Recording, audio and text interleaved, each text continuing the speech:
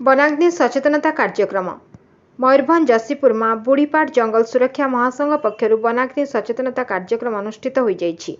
दुधियाणी range फंडा section चाकड़ी panchayat अधीनस्थ रामसाईर गंतेईसाईठार motorcycle शोभायात्रा करा जाई 20टी परिक्रमा करी बाउंशनाली पंचायतर बड़पहाड़ पर्यंत राली होइतला।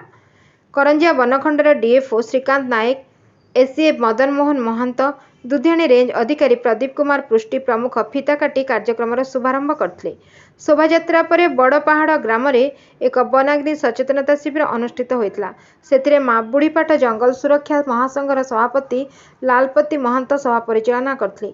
मुख्य अतिथि डीएफओ श्रीजुक्त नायक, एसीएफ श्रीजुक्त महंत, करंजिया वनांचल रेंजर प्रशांत स्वाई, भंडा सेक्शन फरेस्टर भवानी बेहेरा, सांबादिक दिलीप कुमार साहू प्रमुख जंगल को निआदारू रक्षा करने उपस्थित ग्रामवासी और वन सुरक्षा कमिटीर सदस्य मानकु सचेतन कराइथिले।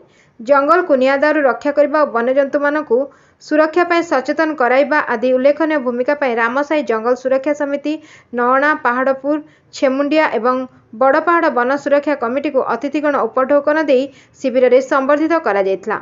फरेस्टर विद्याधर महंत, जतीन्द्र बेहेरा, देवश्री महंत, पहाड़पुर वन सुरक्षा समितिर संयोजक पंकज महंत, स्वेच्छासेवी संगठक विश्वनाथ तुंग शिविर परिचालन में सहयोग करथिले।